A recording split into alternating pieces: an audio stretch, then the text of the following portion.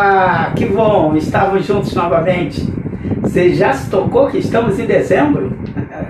Não é fácil não, o tempo está passando rápido, o tempo urge e o Senhor está se aproximando cada vez mais. Estamos também terminando este estudo, o estudo de algumas das cartas, 4 cartas de Paulo. Estudamos Gálatas, Efésios, Filipenses e hoje começamos Colossenses. Das 4, 3 são cartas chamadas cartas da prisão, Efésios, Filipenses e Colossenses. E não sei se você se recorda, lá no começo desse estudo, nós vimos que Gálatas vai tratar do mesmo conteúdo. Deixa eu falar aqui para você, Gálatas, então vou colocar aqui, ó. Gálatas vai tratar do mesmo conteúdo de Romanos. Somos salvos pela graça, isso não vem de nós, é dom de Deus. Efésios vai tratar sobre eclesiologia. Nós também vimos que Filipenses vai ter como grande tema gratidão e alegria. E agora Colossenses vai tratar de cristologia. Fácil entender, né? Cristologia, estudo. Aqui estudo de Cristo. Então, estudar o que é Cristo. Eclesiologia, eclésia e eclesiologia. Ok, obrigado. Logia, estudo, eclésia, igreja. Então, a gente tem a relação das duas aqui. Aqui você aprendeu que a igreja é o corpo de Cristo. E aqui nós vamos entender que Cristo é cabeça desse corpo. Esse corpo tem uma cabeça e a cabeça é Cristo. Bem, isso é só para você se ambientar e entender o que nós vamos estudar. Mas antes de começarmos o estudo da carta de Paulo aos Colossenses, nós vamos orar.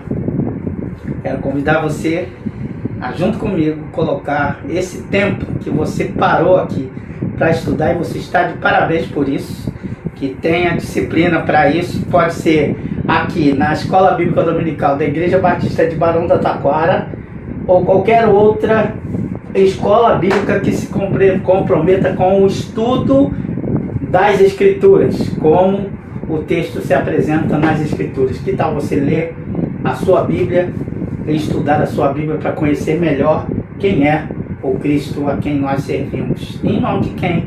Vamos orar agora. Senhor, nós te pedimos em nome de Jesus, que o Senhor nos abençoe, esclareça as nossas mentes e, acima de tudo, firme o fundamento que temos, Cristo, que Cristo possa ser revelado em nós, através de nós e também apesar de nós.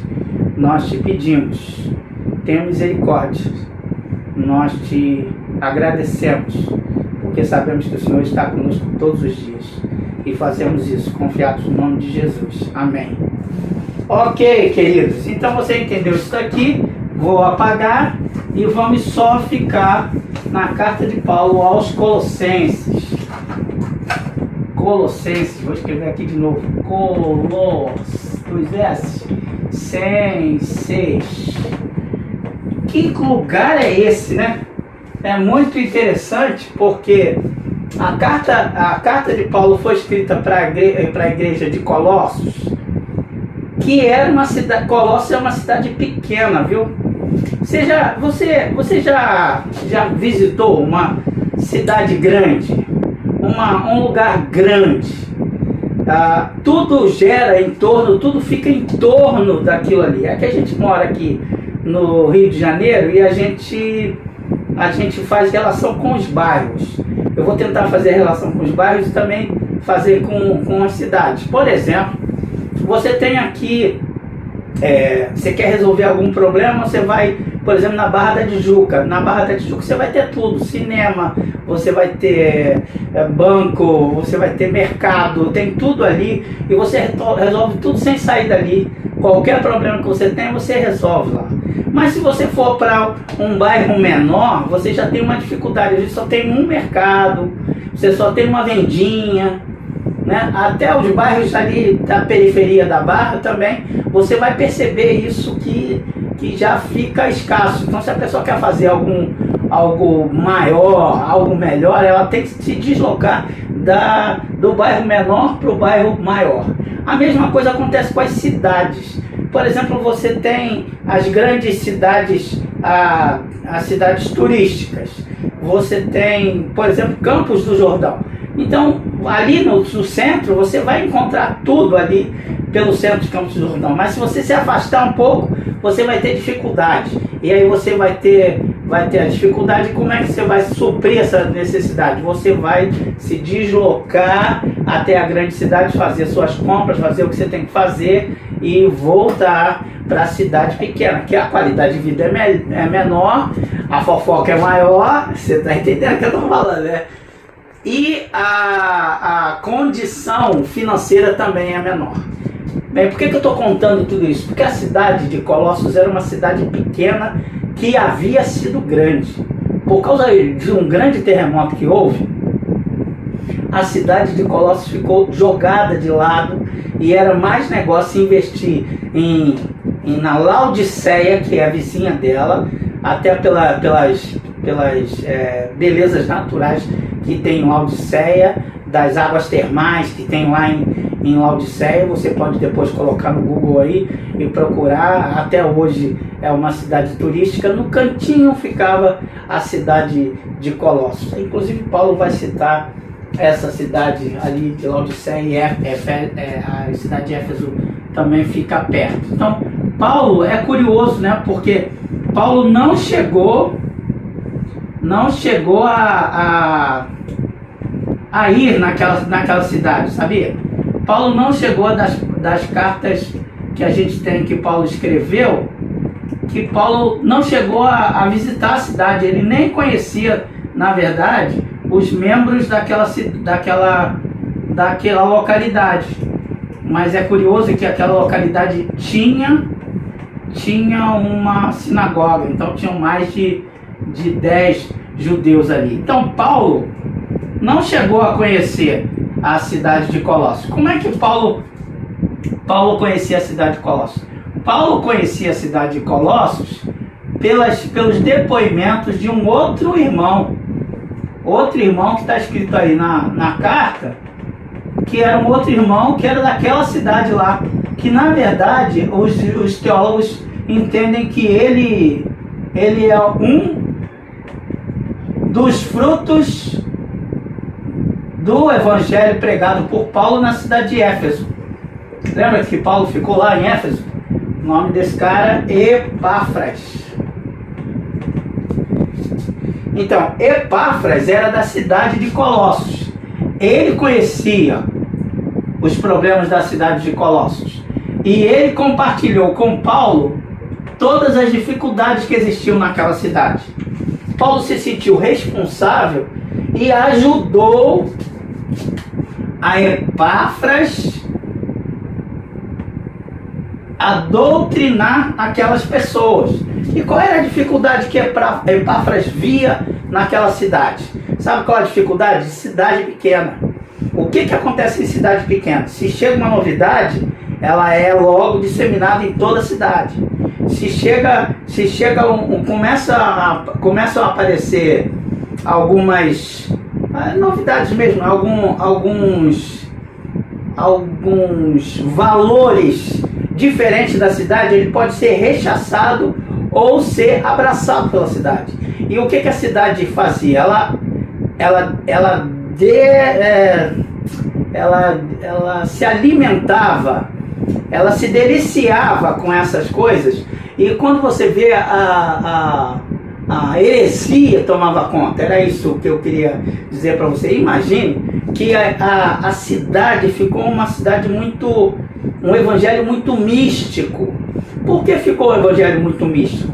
Porque começava a aparecer a ideia a ideia do gnosticismo, um gnosticismo primário, um gnosticismo muito incipiente, mas começa a aparecer lá. E o Epáfras fica apavorado com isso. E o que pregava a ideia do gnosticismo? Ainda não é o gnosticismo, mas é o começo da história. É de que a oração resolve tudo. O gnosticismo, na verdade, pregava a ideia do dualismo. Você tá lembrando de dualismo? Esses nomes assim, difíceis de explicar, né?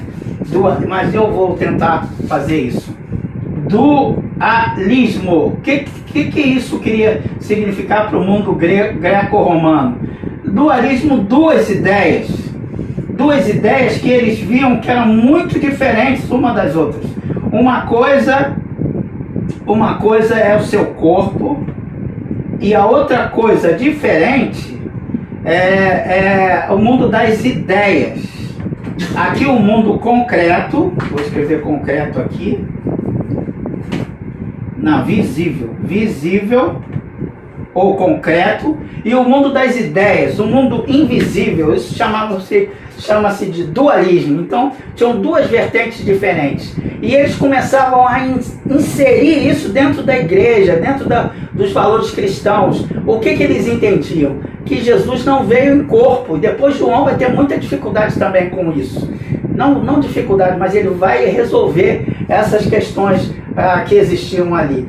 Então, a Colossos ficou tão famosa que os teólogos entendem que existia a chamada heresia de Colossos. Não apenas do dualismo, mas de muitas misturas que existiam ali. Por exemplo, tinha gente que adorava ainda deuses egípcios, outros adoravam deuses gregos. Eles queriam se apegar em alguma coisa para tentar subir no status social, mas na verdade eles não conseguiam subir a lugar nenhum. E Epáfras fica apavorado com isso e vai falar, não apavorado, mas fica preocupado com isso, e vai falar com o apóstolo Paulo.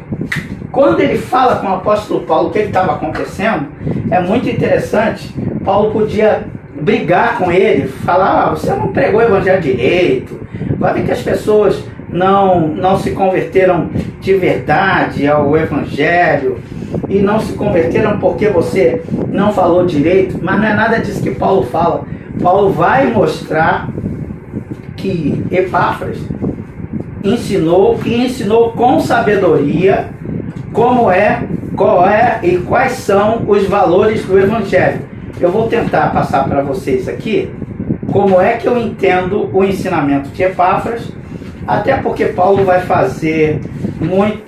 usar muitas destas metáforas ao longo da sua carta. Então o desenho que eu vou fazer aqui, o que eu vou passar para vocês aqui, e depois a Marília vai ler, você vai ver que Epáfras ensinou o evangelho direitinho.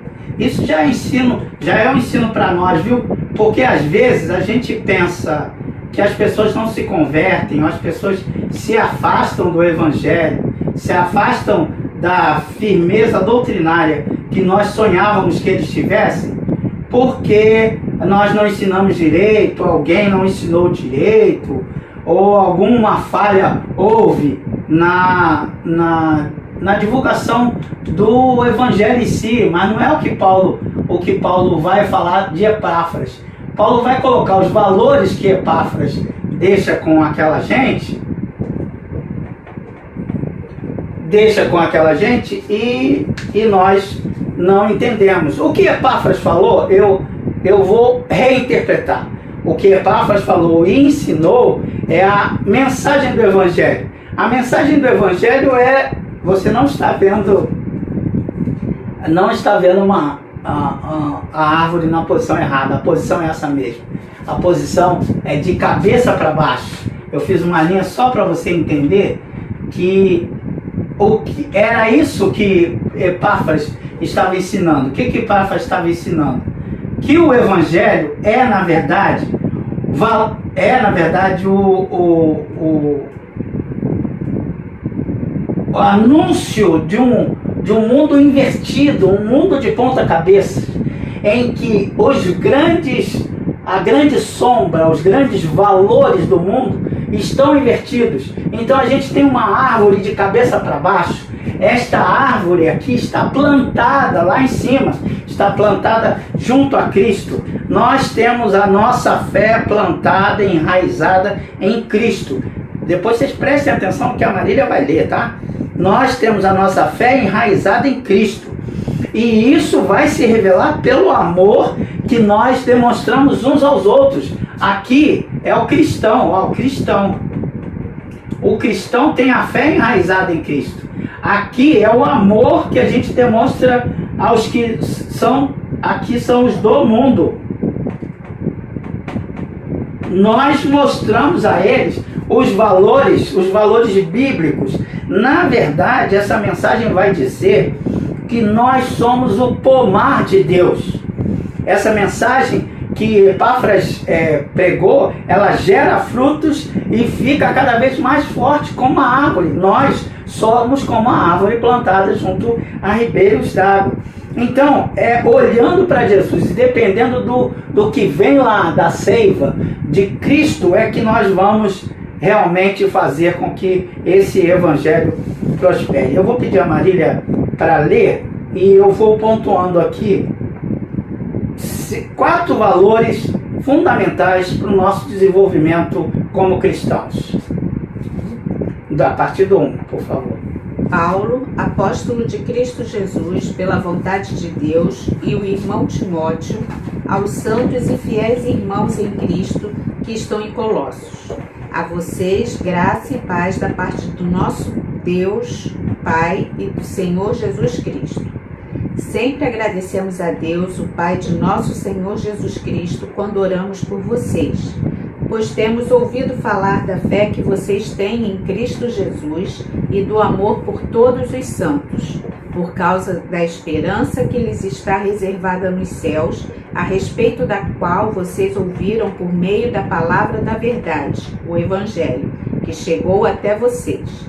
Por todo o mundo, este Evangelho vai frutificando e crescendo, como também ocorre entre vocês, desde o dia em que o ouviram e entenderam a graça de Deus em toda a sua verdade. Se vocês prestarem atenção, que ele vai crescendo e frutificando. Então ele está fazendo uma relação realmente botânica. Agora, se você percebeu que vocês ouvem e vocês entendem, vocês entenderam. Então Paulo aqui na saudação já está desenvolvendo isso. Agora ele vai falar de Epáfras. Pode ler. Vocês o aprenderam de Epáfras, nosso amado cooperador, fiel ministro de Cristo para conosco, que também nos falou do amor que vocês têm no Espírito. Por essa razão, desde o dia em que o ouvimos, não deixamos de orar por vocês e de pedir que sejam cheios do pleno conhecimento da vontade de Deus, com toda a sabedoria e entendimento espiritual. E isso para que vocês vivam de maneira digna do Senhor e em tudo possam agradá-lo, frutificando em toda boa obra, crescendo no conhecimento de Deus e sendo fortalecidos com todo o poder, de acordo com a força da sua glória. Ok. Para que tenham toda a perseverança e paciência com alegria. Vejam, então Paulo está falando frutificando, vocês vão se desenvolvendo, então adaptei essa metáfora para você entender. O que Epáfras ensinou para eles é que as nossas raízes estão presas no céu, em Cristo. E é Ele que faz com que cresçamos, e o amor que nós temos abençoe não apenas a nós, as suas árvores, o pomar de Deus, mas as pessoas à sua volta. E aí Paulo, como é que ele vai aprofundar o ensinamento apresentado por Epáfras, que você ouviu a Marília lendo, que ele é fiel em tudo que faz. Paulo então está dando uma força para o irmão missionário, o Epáfras, mesmo numa igreja pequena. Os valores são tão fundamentais aqui, que muito do que a gente sabe sobre cristologia, ou seja, o estudo do caráter, do jeito de Cristo e de um cristão, estão aqui inseridos neste livro que eu gosto demais, que é a carta de Paulo aos Colossenses. Nós somos o pomar de Deus. Marília já leu 9 a 12, já leu?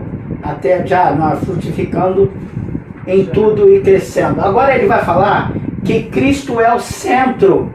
Você vai ouvir, você vai perceber que Cristo é o centro da salvação, que Cristo é o centro da criação, que Cristo é o centro da reconciliação, que Cristo é o centro da igreja. A cabeça é que, quando a cabeça não pensa, o corpo é que padece.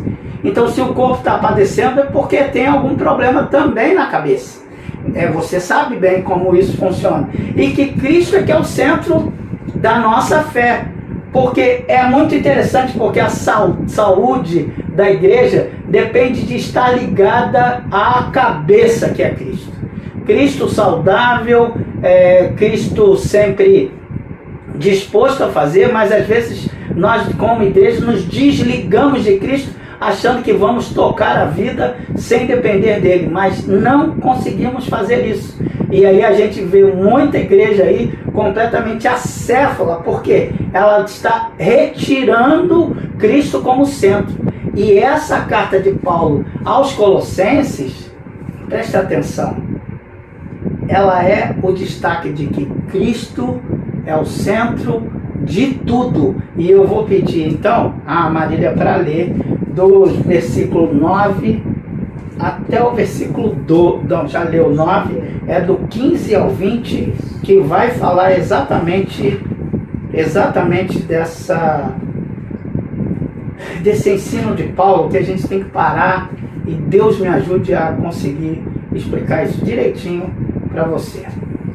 Ele é a imagem do Deus invisível, o primogênito de toda a criação, pois nele foram criadas todas as coisas nos céus e na terra, as visíveis e as invisíveis, sejam tronos ou soberanias, poderes ou autoridades.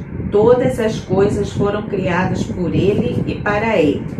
Ele é antes de todas as coisas e nele tudo subsiste. Ele é a cabeça do corpo, que é a igreja. É o princípio e o primogênito dentre os mortos, para que em tudo tenha supremacia.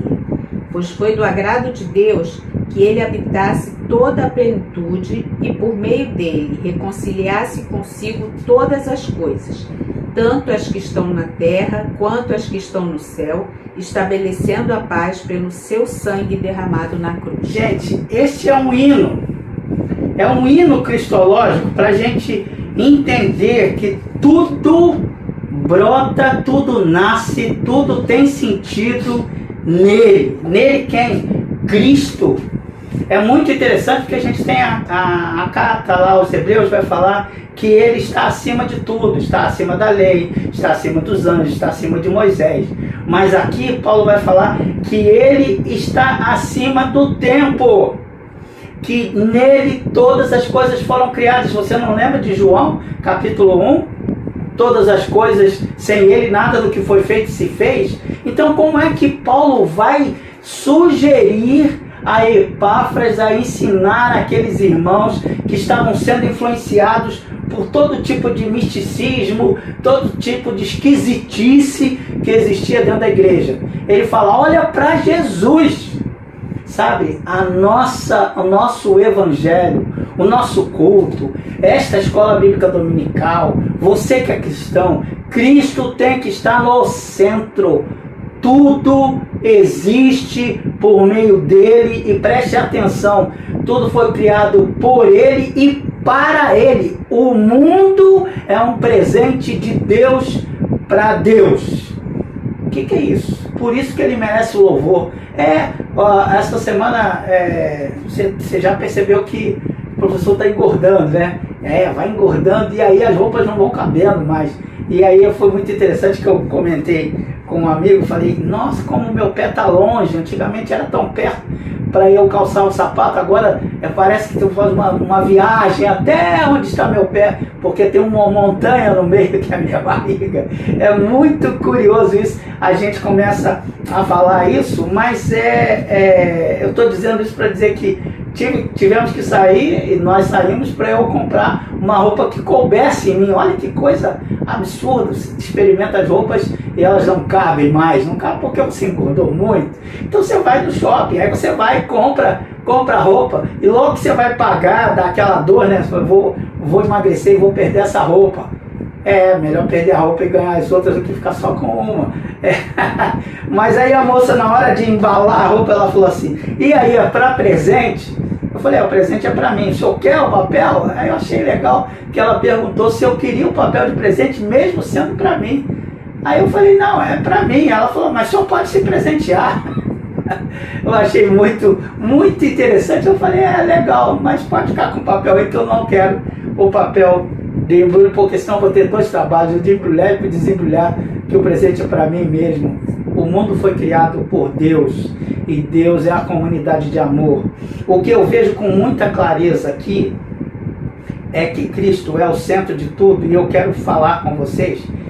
Tem um versículo, Marília acha aí, um versículo que fala com muita clareza, que às vezes a gente não entende, que Cristo é o primogênito da criação. Aí você fala, então ele foi o primeiro a ser criado. Por que eu tenho que parar aqui? Porque esta foi uma polêmica, e ainda é uma polêmica da igreja. Foi uma polêmica histórica, a polêmica diário, lá da história da igreja. Depois você pode procurar, deu até o concílio, chamado de controvérsia ariana, que ele vai dizer que há uma separação, que Cristo foi criado, por Deus. Mas a gente vai tentar esclarecer isso aqui na nossa Escola Bíblica Dominical. Então vamos lá, vou pedir a Marília então, é o versículo 15 do capítulo 1 mesmo. Ele é a imagem do Deus invisível, o primogênito de toda a criação. Então vejam, ele começa com uma figura que é muito interessante, que Jesus, o Cristo, é a imagem do Deus invisível. Então Deus, como é que a imagem do Deus invisível? Como é que o invisível se tornou visível? Isso é para refutar justamente a argumentação deles de que bastava um espírito. Não, Cristo veio em corpo, como João diz, e Cristo veio de verdade. A mesma coisa acontece com a história do primogênito. Quando você ouve o primogênito, você fala, é o filho mais velho. Mas cuidado, porque ele está falando com os crentes de Colossos e com gente que entendia muito bem do que ele estava falando. Eu vou pedir a Marília para ler Êxodo capítulo 4, versículo 22, mas você vai entender o que eu estou querendo dizer. Por exemplo, quem era o primogênito, Jacó ou Esaú? Você sabe que o primogênito era Esaú, mas quem é que foi o abençoado? Quem é que se tornou o primogênito? Foi Jacó. Quem é o primogênito, Isaac ou Ismael? O primogênito de Abraão é com certeza Ismael. Mas quem é o filho da promessa, o filho prometido, o principal, o primeiro, é Isaac.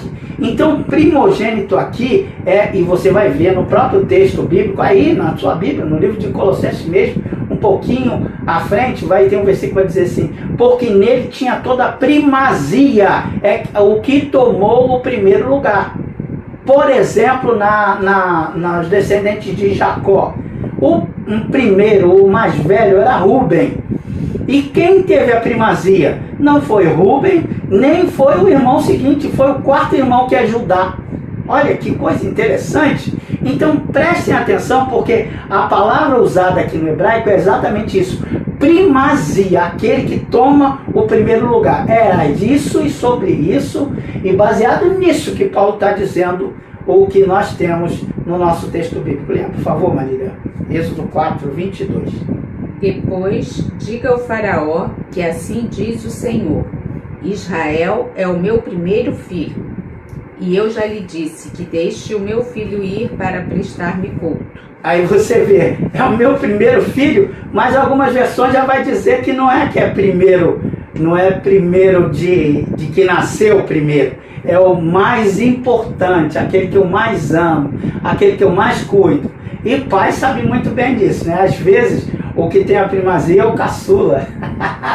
Às vezes o que tem a primazia é o que convive mais com os pais. Então preste atenção nisso, porque nele estava toda a primazia. Cristo é o princípio de tudo, Cristo é o meio de tudo, e Cristo também é o motivo para que tudo ocorra por meio dele. Veja, Marília, Colossenses de novo, para que tudo tenha nele a primazia. Leia para mim, por favor.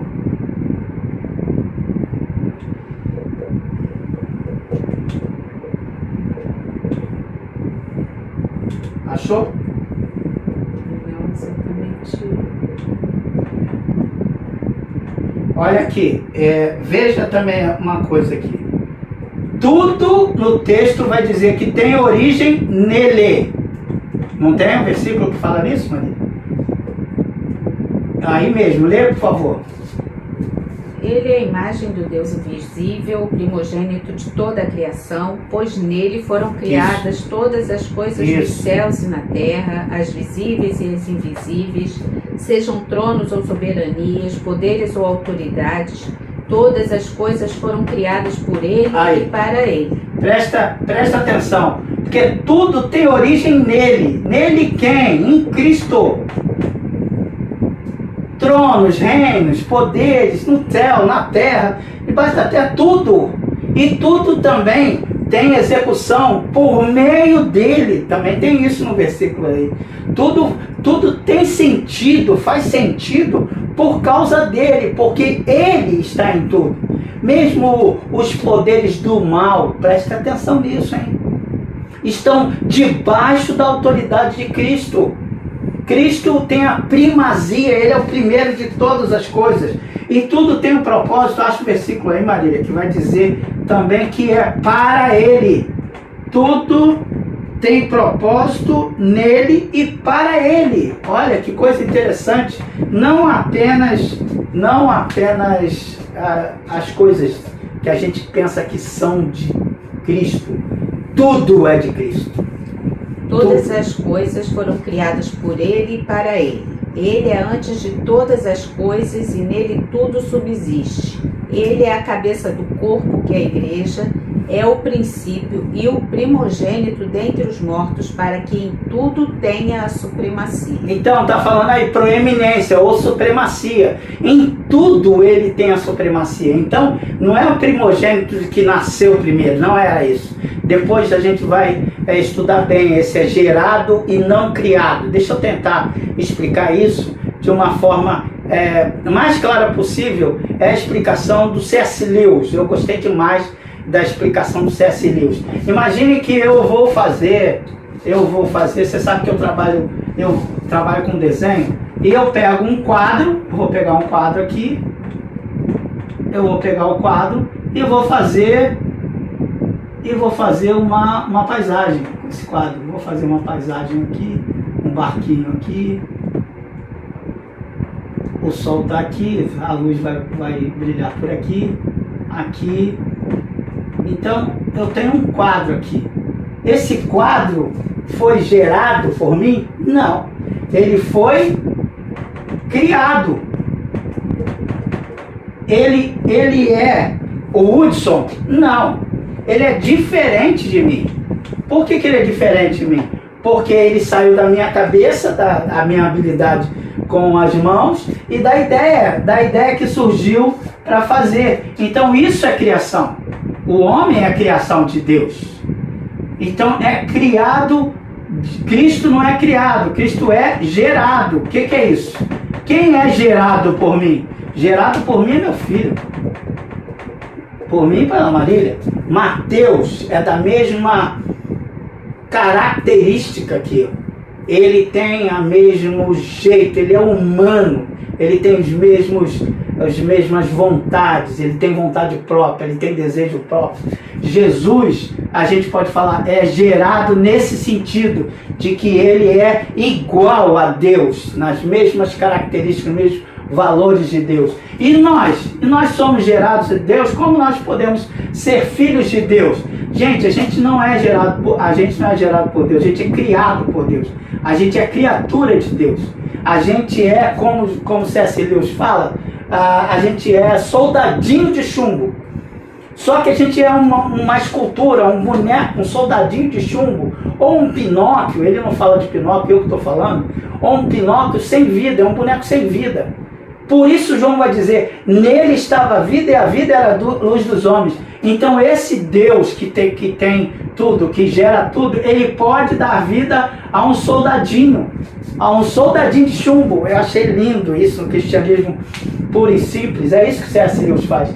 Deus vai dar vida a um soldadinho de chumbo. E aí a gente vai deixar de ser de chumbo para ser gente igual Cristo foi. Então preste atenção nisso. Como é que Paulo resolve os grandes problemas daquela igreja de Colossos? Como nós deveríamos resolver todos os nossos grandes problemas dentro de nossa igreja? Colocando Cristo no centro. Tudo deveria gerar, deveria circular, deveria emanar, deveria fluir a partir deste conceito de que Cristo é que está no centro. Cristo é o centro. Guarda isso daqui, ó. Cristo é o centro. Cristo é o centro de quê? Cristo é o centro da minha vida. Cristo é o centro de quê? Cristo tem que ser o centro do meu casamento. Cristo é o centro de quê? Cristo é o centro dos meus valores. Cristo tem que ser o centro de quê? Cristo tem que ser o centro da minha profissão. Cristo é o centro de quê? Cristo tem que ser o centro dos seus relacionamentos. Cristo tem que ser o centro de quê? Cristo tem que ser o centro da sua esperança. Porque é nele, por ele e para ele que as coisas existem. Então, às vezes, a gente se coloca no centro, mas não. Quem tem que estar no centro é Cristo. Cristo é o grande segredo para que nós tenhamos a vida como nós deveríamos ser. Nós deveríamos ser mais parecidos com Cristo, mas para que isso ocorra, Cristo tem que ser o centro. Lembra-se que a gente viu em Filipenses? Ele abriu mão de sua glória lá, naquele hino cristocêntrico.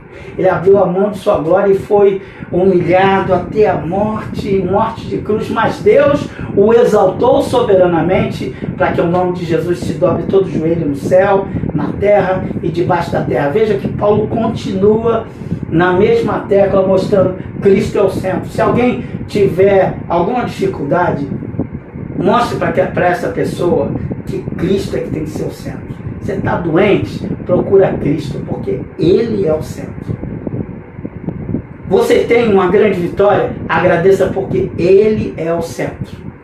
E na hora que você entender que Cristo é o centro, você entende por que vem o louvor, por que nós estamos aqui, por que a adoração, por que a gente estuda a palavra do Senhor, porque Cristo é o centro. É isso, é sobre isso que vai tratar a carta de Paulo aos Colossenses. E nós vencemos todo o capítulo 1, né, Maria? Que vai falar sobre isso. Agora, na próxima semana, a gente vai ter um estudo de Colossenses, que eu vou tentar juntar os capítulos 2, 3 e 4, que vão apresentar outros valores cristológicos que são fundamentais para a gente. E você sabe que Paulo divide suas cartas em parte teórica e a parte prática. Então a gente vai para a segunda parte da teoria e vai tentar logo chegar na parte prática para alcançarmos o objetivo de terminarmos Colossenses em dois episódios apenas. Mas o livro de Colossenses vale a pena ser lido, porque se tem um texto que é muito atual, é essa carta de Paulo aos Colossenses, que a gente precisa voltar a ser uma igreja cristocêntrica. E cada vez que a pessoa for abençoada, não tenha dúvida, porque Cristo está se revelando por meio e através dela. Que Deus te abençoe, que você tenha uma semana realmente cheia de bênçãos, quando você entender que precisa sair do centro das atenções. E agora o centro das atenções vai ser Papai Noel, né? Mas a gente tem que ter no centro das atenções Papai do céu que veio e se fez gente na pessoa de Jesus Cristo, seja o centro.